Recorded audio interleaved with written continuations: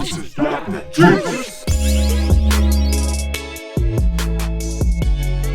yo, this is Mobbin With Mimosa, and today we're here with Flynn and the homie Jew. How you guys doing? Great. How you doing? I'm living, baby. Hell yeah, man. So we're here today. We're over at the Lions Lair, one of the Spokane's favorite local joints. You want to tell us why we're here today? We are here because this is the home base.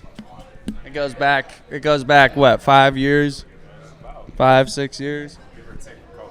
Used to be the DMs then over by Lucky's. Nice little hole-in-the-wall spot. It was a cool spot.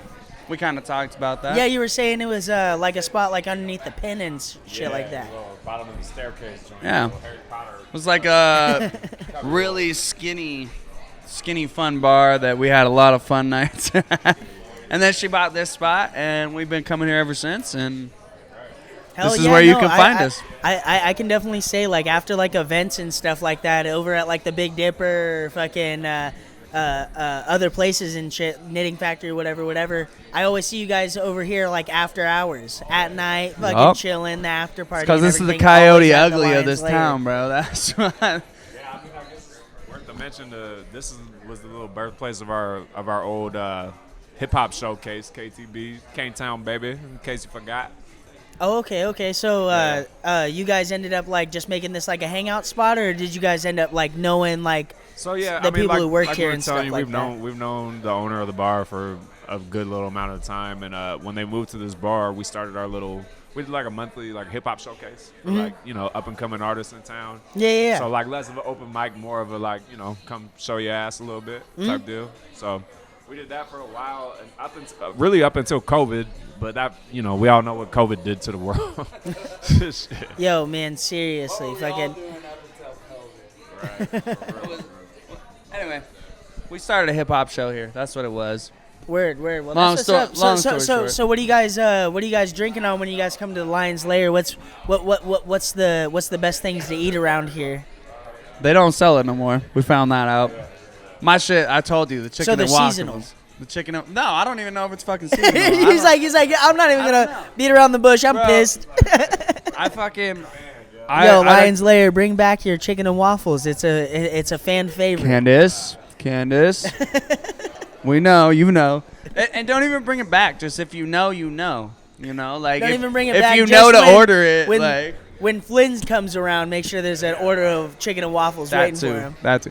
Now, selfish bastard. This is home, bro. Like.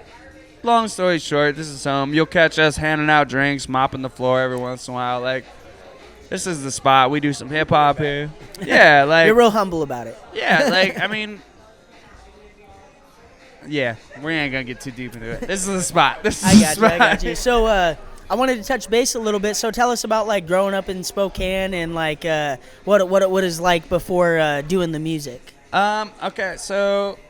Essentially what it was hip-hop wasn't even really on the radar for me personally. Got to give a lot of credit to this cat because we started collaborating in high school with, like, acoustic guitar. And I would kind of like Swayze type shit. If you ever remember Swayze and not Patrick, we're talking like... No, I know exactly what you're talking about. So we would start doing that in the high school hallway. Like I'd sing a little chorus and then he'd spit some shit like this, na na na na na na. And it became cool then, and then we kind of fell out of music for a little bit because this town is beautiful, has a great scene. We weren't introduced to that scene until we were adults. And what year is this around? Shit. Yeah, 14, 15, we had the idea of music, but with so much other stuff going on in your life, we didn't make the music the priority. We were kind of fucking around, Got you, yeah, no. Didn't Stuff get gets caught. In the way. You don't know what you want to do until you know what you want to do. You know what I'm saying? Well, and that was the kicker was we knew me especially, just talking for myself, I knew I wanted to do that, but with what I was involved in and who I was involved with, so much other shit became president, and like I left my house when I was 15 myself, so I've been on my own doing that. We got involved with some cats. We started doing some things that weren't great life decisions, you know, and we didn't actually come back to music. Learning lessons, man. Learning lessons. No, I would never take any of it back. Like, it made me who I am today. I know for a fact it made him who he is today. But when we really started getting serious about music about 4 years ago, I had already been kind of dabbling in the rock stuff I do. Mm-hmm. But when we sat down, like, let's do some hip hop. Let's make this happen.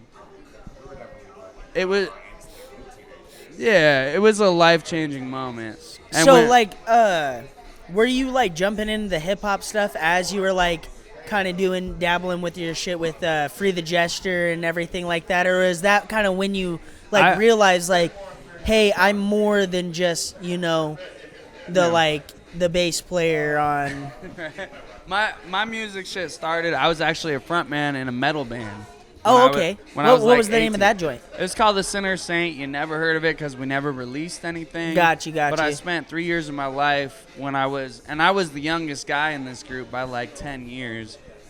And it really opened my eyes to what music could be and everything. It was the spark in like your music. Exactly. And then when that died, I started a project that actually he joined me with and bringing to life called American Heretics, which was this like punk rock, metal, funk infusion thing, which you can still find all that online, American Heretics on YouTube, whatever. You can see what we were doing, get an idea of it. But that's what started it. And then when he pulled me aside after about a year of that and basically gave me his brainchild of what he was having in mind, and we agreed to be partners and fucking, you know, make things happen. And when it came to hip-hop, I was never really convinced that I could do that, personally. I was a great lyric writer, and I could do that, but I never felt I could do what hip-hop is, which is a whole new... It's not just writing lyrics. And what do you mean by that? Like...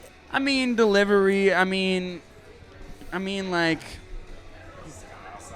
Yeah, it's outside. Just took you a minute to kind of like gain that confidence of like I was the trained hey, musician. I can do this other realm of stuff. Exactly. Like And I genuinely like it. You feel talented in it, but like showing other people like and having them express them to themselves like, hey, this is actually like good. The only credit you're going off of is like drunk freestyle nights, you know. And when you're homie over hey here, man, that's how it starts. You hear so many stories. I'm like, it was just a group of homies just kicking it in the garage. Fucking, we were at the bar this one night. We were sitting outside Lions Lair, and fucking, I realized that fucking I could rap.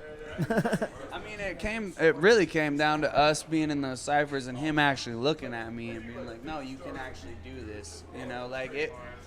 And it took me, and he can vouch for it took me a minute to really accept that was something I could do. Mm-hmm. And once I started doing it, I'm not going to lie, you look at some of my older stuff, it is not anywhere near where I'm at right now because of the growth that has happened. So you definitely feel like you've evolved since you've started. Oh, like, yeah, bro. rapping Like, this like new album that dropped, leaps and bounds from what it was great. And you even did like a what was that, the album release party with your the Lane Flynn effect. Yeah, the Flynn effect. Yeah. There we go. Which is not a facetious term. If you're curious about that, basically I'm sitting there, I'm writing this album, I'm doing all the production myself too. I do all that stuff. So I'm putting this thing together and I'm trying to figure out what to call this, because it's the first time I've actually gotten to put an album together as a storyline and put something together. And I started just looking stuff up, and I came across a guy named James Flynn who was studying. It's not that we're smarter than it is that we're smarter than our predecessors, but he was studying IQ tests based on each generation. Mm-hmm. And how each generation's IQ tests got higher and higher and higher, as opposed to the previous generation. If you look at our ancestors from the 1800s, if they were to take an IQ test, they would be considered mentally incapable because of the knowledge they had and the advance in technology that they had. So James Flynn, who did this whole study, got actual backing for it, and turns out he's fucking right about all of it. And they named it after him, the Flynn effect. And basically what the Flynn effect is that every generation coming forward has the capability to be smarter than that generation before that. Whoa, okay. Yeah, so when I I love found how that we were out, literally talking about that and then jump into your album, you know, being like the growth. Yeah, there you evolving go. and stuff like that. And then, wow. And I remember looking at you like, can I even put that on a fucking album? Is that too pretentious? Is anyone going to get that? And this motherfucker's like, but bro, then the that's fact almost that- like putting you on a pedestal, because then it's almost like, you know, hey, here is like my evolution. But also, like, by calling it the Flynn effect, that's also like the start of something that That's like gonna you get guys better. are gonna see Exactly. something more and more. And this motherfucker clowned me. He's like, if you don't name it that, I'm going to talk so much shit. Like, So what's been your perspective on like his like come up? No, just like the whole come up from like when he first started to like the Flynn effect. Oh yeah, no, for sure. I mean, it's worth to mention like that. Me and this motherfucker we've been best buddies since we was like real young. You know what I'm saying? Like middle school days. So we went to jail. Yeah, we ain't gotta say all that. Y'all wanted that. I'm like, hey, we got the we're getting the exclusives right here. I'm like we're gonna run back to that. But yeah, no. So. But anyhow, I mean, it's worth to mention though, like dial it back a little bit, right? But he, you know, when he was talking about the whole Heretics project that we got into with the little, you know, punk rock infusion, whatever we land on when we call it something, right? But that was around the same time that we started the whole KTB deal, right? And that was like, so I mean, he says it like, it sounds real cool and poetic how he said it like that, but it's, you know, it's equal. Oh, I'm sorry. We're not even at a show. Like, what's going on? No, but I mean, it all sounds good, but like, it's equal, just in the same mention. Like, you know, he was bringing a lot of shit out of me being in Heretics, right? Like, this was introducing me to screaming and all type of range that I never dealt with in my life. So Yeah. the bridge we met in the middle. You know what I'm saying? So like, that was the first time I shopped KTB to him and was telling him like, look, we got all this shit going on together. Like, let's do it all. So we started doing that, and I was telling this dude like, hey, dude, like, I know I got chops for this, but like, don't write yourself out. Like, you've been around me all this time. Like, why would you not? So do you feel like this is something like completely different than stuff that he does when he collabs with like LCD, or is this like something that you've was this a little like different? Like, whoa, like we knew you were capable, but I mean, for me personally, yeah, it was a lot of that whoa factor, because you know, I've known this dude for a long time, and like I've always respected him just as an artist in general, because this is one of the most talented artists I know just in general, like in all my time out here. So like, no, this dude, I mean, he's a triple threat dude. Like he writes in multiple genres. He plays guitar. Like, dude's a multifaceted artist. Let me break it down, right? But anyhow, like, Follow me on Instagram. Hey. Nah, you know what I'm saying. But damn, I lost my train of thought. Where we start with that? He's not used to being this nice. Yeah, yeah, I'm not used to talking. I'm like we're pretty much just talking praises on Lane right now. Yeah. Oh no, we were talking about the album. But no, for me yeah. personally, it was like a wow factor for me, because like I have known this dude for a long time, and like a lot of the times it was me like, nah, bro, you could rap. Like, bro, come on, man. Like chop with me. You know what I'm saying? But then it was a term of like, you know, you do enough time, spend enough time with somebody doing something that like might be hip to you, that you're trying to like, you're used to being like the big up homie for. Yeah. And then when you see them like do it on their own, and you're like, damn, like I would, like, if I didn't know you, I would beat this. Like, you know what I'm saying? Like, No, so it was a big wow factor for me. But like, you know. Oh yeah. Do you think this is gonna be something for another collaboration? Like, does this make you like more excited for a collaboration in like the future for like another LCD like project? Oh yeah. For the record, LCD ain't never sat down we ain't never sat down. We just, you know, all our stuff is in the background. We took a little time for solo projects. You know, we got 3 artists. We got 3 solo artists in LCD. Like, it's none of us are just like, oh, this is it. This is all I do. Yeah. Like, we all got our own projects and our own things. Sorry. Nah, Sorry, guy. No, you get And our own things that we're doing. But cutting like, in and out. you know, COVID, like, it's hard not to mention COVID. You know what I'm saying? Yeah, no, But seriously, like, that definitely was a huge factor. you know, but- as much as that slowed things down, it also created openings and opportunities for us all to do like solo stuff or intricate shit that we're trying but to you do for you even had a feature on the Flynn effect, didn't you? Yeah. Okay, so how was that like being a part of like something that wasn't like necessarily like the group and everything like that, but like being a part of like him as like a solo artist? No, that was cool. I mean, I'll say that even just as being like, you know, as a member of a group, like sometimes you don't really get the like the clear pathway to do whatever you say you wanted to do on a track, just because Yeah. it might not fit the entirety of the track. So like for that, it was kind of cool, just because like it still felt like LCD, because it's, you know, it's only one man out essentially from an LCD cut. But Word. But there was no restrictions on like, okay, well, this don't fit. Instead of it being like a symphony, everybody all together on the same Exactly. track, it was like, Drew, this I is get your to put pocket. in Go my ahead. 8 bars or whatever. The cool thing about that song, and I'm really glad you brought that song up, because it's one of the songs I'm most proud of on the whole album. And like I said, making this album was a cool journey because I got to actually tell a story. And it may not seem like it, because in the world we live in today, you can't really story tell with what you're doing. But when you look at the track listing and how it lines up, it does definitely tell that story. And Desperate Men is the 3rd track on the album. And that song in particular was cool because we took an idea that we'd had for years, which if you listen to it, you can hear it. That's Alexandre Dumas, the writer of Three Musketeers and the writer of Count of Monte Cristo. Something that we've been passionate about for a while. He came to me with an idea. I'm a huge Count of Monte Cristo fan. It's one of my monikers that I actually use, because there's a beauty in a character that has something horrible happen to them and disappears and comes back in a whole new regime that you don't recognize, and instead of taking his revenge quick, it's like this slow 40-year period of I'm just gonna ruin your life. and I fucking relate to that so well. And then we included that with, you know, the D'Artagnan aspect of there's the 3 Musketeers, and then there's D'Artagnan, who's the leader, which is kind of his stance when it comes to that stuff. And so we got to make a really cool song that we've been wanting to make for a long time. And it just happened to be on my album, but it's definitely one of those songs that was collaborated together, and the idea came together. I mean, I wrote the hook, I wrote my verse, I put him in the pocket where I wanted him, but we talked about the idea, and like, It was, you know, like I said, like, it was the exception being like it wasn't a 3-piece like spur of the moment, like, okay, this is the concept, we just came up with this in this little session, and this is where we're gonna do this. It was some long bread shit. Like, we So had you the guys idea for a definitely long time. have some like, there is some like backstory to your guys' like music and stuff. It's not just Yeah, for damn sure. okay, what can we make rhyme?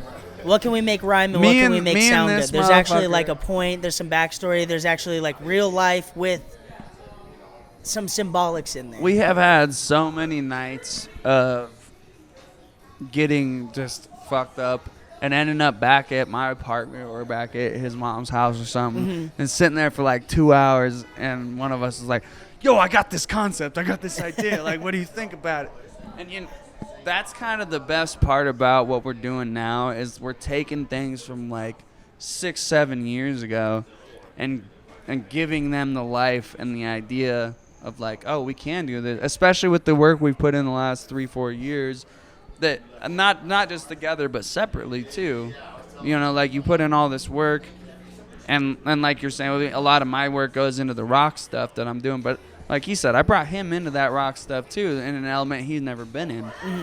Just like he brought me into that hip hop element that I never thought I could do, and now I actually listen to Flynn Effect and I'm proud of it. You know, Yeah. like, and No, that, it's definitely something to be proud of too, because I mean, it's like, it's good fucking music. Like, I personally like, You were at the show. Yeah, we went to the show, and that was a great fucking show. The people that you had on, that were, I always get, so there's headliners and there's guests. the Like, openers and all that. Yeah. Yeah. So the opener, fucking like great lineup, super awesome fucking lineup. That was handpicked because most of those cats featured on the album. Hey, there he is. Most of those cats featured on the album, so that was all handpicked so that we could set up a show like that to have them all open and show their own critique, because I take a lot of pride in when I was creating that album, I handpicked certain guys for certain songs. Yeah. Like I threw him on that old school boom bap East Coast overdose shit. I grabbed BBD Yella and fucking Eric Acebo and put him on the fucking 420 Cypher, because yeah, I grabbed Willie Woosticks. I put him on that political track because he hates the fucking government. So Shout out Willie Woo. Shout out, exactly. He just got back into the States and he's so mad about it. He just posted. He's like, back in America, frowny face. I was like, yeah. No, shout out Willie Woo. He's moving to the islands here soon. He's out of here. He's out of here. But that was the thing is like everybody that was on that as an opener for that show, I really wanted to showcase them as their own artist so that when they came up to hop on my song that I had them featuring on, it made sense why they were on there for that song. Like, yeah. Oh, my bad. Shit. Mike in hand. I remember specifically, like, multiple people coming up to me after that show and being like, that was crazy how, like, all y'all were on each other's songs, like, in different parts of the set. Like, yeah, and no, you know isn't what that, I'm saying? Like, that was definitely a fucking mind fuck because it was like, wait, whose song is on whose here? It was my first experience of that, but I think you might have been the first dude that ever kind of, like, caught the window, like, to organize a show. Hey, it was like the first time I ever been to something like You know that. what I'm and saying? That, And that to be fashion. part of the set, and like, it worked out. it was It cool, worked bro. out. That was literally, so, like, how you want to go and, like, network. That was Yeah. networking, but in, like, on the lineup. Right, the right. lineup was network. Yeah. Right. Not one person on that stage hasn't worked with any other Straight person, up. like, you know on what that it low-key stage. reminded me of? Have either of y'all seen that documentary that used to be like, I think it used to be on Netflix, but it was like the tour that fucking Bad Boy, or was it Bad Boy? It was fucking Rough Riders, and it was Rough Riders and Rockefeller. Oh, okay. Yeah, okay. you know what I'm talking about? It was that tour with all the artists on it. And, like, that's what it low-key felt like because it was, like, every time another artist came on stage, they got a cut with the last artist that was on stage. So it's, like, it was just that busy-ass, you know Word. what I mean? So Like, did it feel more like that with, like, that event more than, like, the Thanksgiving ones that get thrown? Because the fuck Thanksgiving is, like, you get everybody. so you know with what I'm saying? with the thanks Got you. Okay, okay. with the Thanksgiving No. I like cross contamination, cross promotion, cross And that- collaborating. That, just to throw it out there, that is recent. Because originally Thanksgiving Throwdown was just 4 rock bands. Here you go. This is what you Yeah, get. it was this last year that I saw BBD Yella. I saw the hip hop mixed with the local. Cheers to that. Cheers to that. That Cheers you to noticed that. That that. is something No. that's cool No, as that is shit. that is Seriously. integration, and it's fine because what we decided. I'm not gonna be. I'm drunk, boys. Don't hate me, Jester boys. I'm going off. I joined the band. It was a conversation that had already been happening. How are we gonna mix this up? We came up with it as a band, how to mix it up and change it up. And what it started with was we're still gonna do the rock band thing, but we're gonna have an after party at the district. The district. District bar. And our group LCD did it twice in a row. We did the after party until we finally did the main stage for the thing. But it's been three or 4 years now that we've been doing that and integrating hip hop into the fucking scene. Yeah. And honestly, Which has been going together since fucking Cypress Hill has been mashing Straight up. with fucking Straight Rage up. Against the Machine. It's the same. You know what I mean? That's where they first started touring. It dude. is Like, literally the same thing. Hip hop and rock are, especially punk rock. and It's all hip-hop, fucking rock and roll, It's dog. all It's the all same rock thing. and roll. And it all, you know where it all derived from? If we want to go deep, the fucking blues, baby. Mm-hmm. That's where it comes from. Like, you want to go all the way back? We all come from the blues. Something like- you can relate to. I feel like that's what it is. Yeah. Somebody Relate to, somebody can relate to. and that's in a minor key progression, so it's got an edge to it. So it's like I relate to it, but I'm not a pussy. It hits your it hits your system in a different way. It's like, okay, all right, that's music right there. If I'm doing this, that's music. No, but we started integrating that into the Throwdown, and the Throwdown is a huge event with Jester. It's something we're very proud about. We packed the house. We're doing it again this year. Get your tickets; they're free. Hell yeah. Come down. But to be able to integrate other styles of music, and like you said, we've had BBD out there, we've had LCD out there. The last one, we had fucking Django out on the fucking main stage. I mean, it's just kind of this thing of like, we don't have to just do the one genre to make a dope show. We can do the multiple genres, especially when it's cats that play off each other so fucking well. and where Right, my vision dude. was with the Flynn Tell me effect. why you get a mosh pit from, like say like Django, and then you get like, you go to like a Nixon concert and you're still getting a mosh pit. I'm like, yo, if that's energy. It's the same energy. And if energies are matching, why would you not want to? Oh my God. And it's so fun. And you get like, dude, and if that's not like the melting pot, you know what I'm saying? You get these people, and like you get like the honest people And in each group. that's America. It's fucking awesome. That's what we are, right? We're a big old fucking melting pot of just bullshit. And honestly, in the world we're in today, now you can't just be generic and one way. As far as the fucking the throwdown and whatnot, like the kids don't care no more. Yeah. Like the kids are like, fuck, we rock, we rap, we do all that shit. Like they don't. Hell yeah, I'm like, rappers are wearing the AC/DC t-shirts Right, and telling you know what about I'm their favorite saying? Metallica Like, song. It's You know all what the I'm same saying? thing. Just give us a vibe. Like, Yeah. you know what I'm saying? Like Nothing's I remember hidden when we were anymore. I was like, younger, it anime wasn't is like cool. for real, not all that. Rock and roll is badass. And if you can't fuck with all of it, you're a clown. Yeah. Like shit. No, seriously, like what you like, be original. We're in a point in history right now where it's finally fucking cool to just be yourself.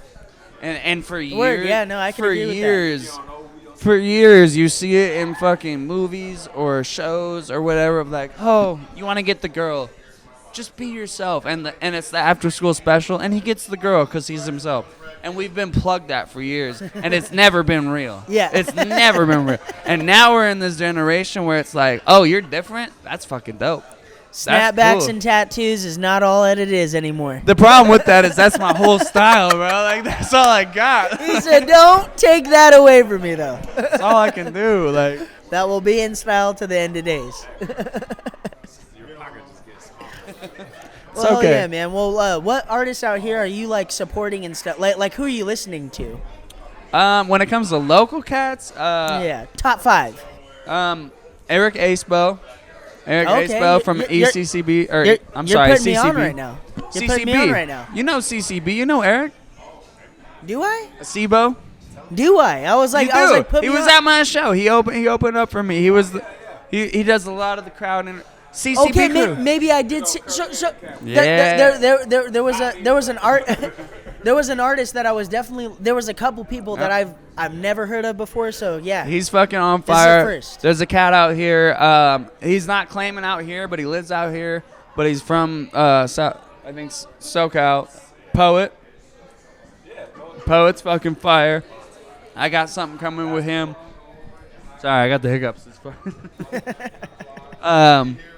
Willis the Realist, top dog. He's Okay, got. hell yeah. I've heard his unreleased shit. Primo, bro. Like, this kid's about to blow it up. Yeah, no, we definitely love Willis's stuff. We got we just recently, well, not recent. We did a podcast with him a little while back. Yeah. Obviously, Nathan Chartre, who couldn't be here tonight. Nathan Chartre. He's co-producer on the whole Shout album. out. You know how talented that motherfucker is. He That has. motherfucker's an asset to the community. He's an asset to life, essentially. I'm beginning to learn that like more and more. Like he's got his foot dipped in a lot of people's. I'll tell you right now. Yeah. I gotta give a little bit of praise to Seriously. the guy because he was the co-producer on my. I made all the beats. I made all my beats, but he did all my vocal tracking. And there's a lot of things in the album that are there because of him. A lot of ideas he came up with. I tip my hat to that kid. He is, in my opinion, the most talented cat in town. I call him the Pop King of Spokane because he can pull a pop song out I of said, that. goddamn. Or the Follow Your Love, or the like. All of it is just. Or bro, the things you say, which is gonna be dropping June 9th or something like that. June. Yo, that one right I got there. to sing that live with him. That one, oh dude, that one like it makes my chest feel like hollow with a vibration in it. You want to hear a what I'm kicker? saying? I'm this badass fucking rapper rocker. This guy, and I got my baby mama, my girl. Now, when this is aired, my fiance. Congratulations. Thank you. But that's her favorite song, so she'll listen to all my tracks. She'll be like, "This is cool." Did Nate send you that You Say track so we can just listen to it? And then I play it. She's out there She can't sing, but she tries, and she's out there like, you say. Dude, I swear to God, it's mine and my girl's favorite, man. Nathan fucking killed it on Shout that out one. to you, Nate. You're making money tonight, and you can't be here, but I get you. But yeah, no, we got a handful of cats. There's a couple groups. Stubborn Will is a good rock band that I'm fucking with.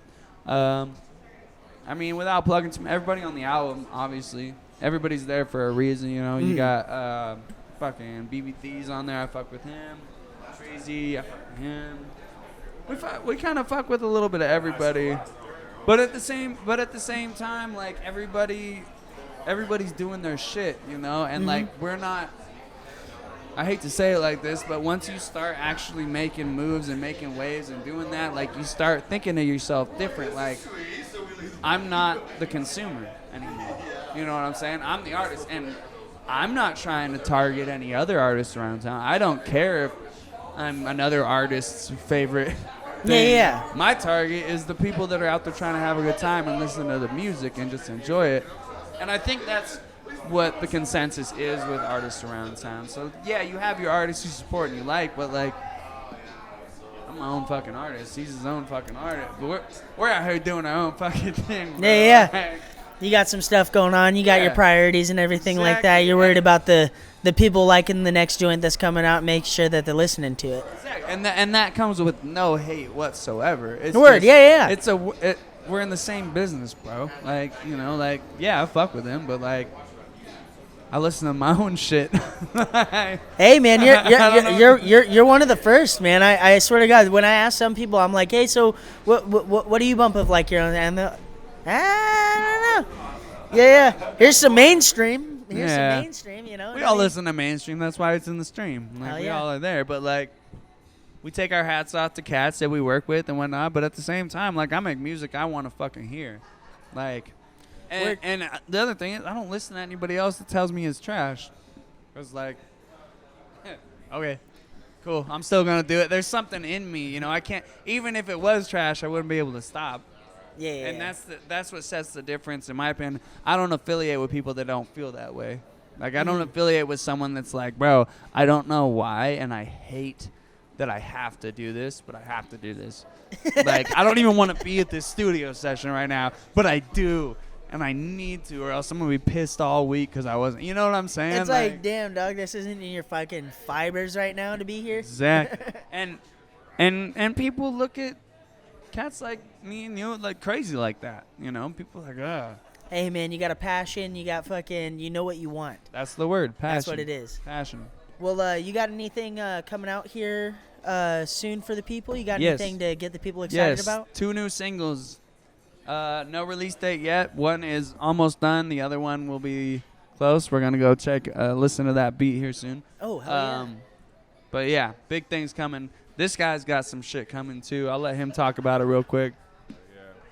Yeah. So we're working on the album coming out soon. Probably by next year. You know what I'm saying? Okay. But I got 2 singles. Hey, man, but popping up real quick. next year's coming around quick. Exactly, right? For You people know. thinking that's a long time, it really is not. We're in May 2022. By the time you're doing this again, you got something from Jude coming out here, yeah. It was 2020 yesterday.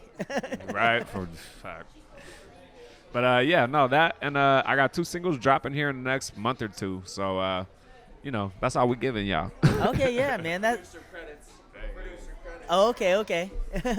We got some beats, stuff bro. going on. That's what I do. That's my real strong suit. That's what's up, man. Well, hell yeah. Well, any shout-outs or anything like that? Yes.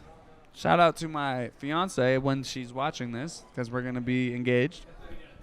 And shout out to my baby, Atticus. You're my life. Yeah, shout out to Naiwano, Ilnada Samurai, third member. He didn't get to make his way in here. Shout out to Nathan Chartre and everybody else that we, keep in the camp. Yo, man, shout out Spokane. Shout out my people.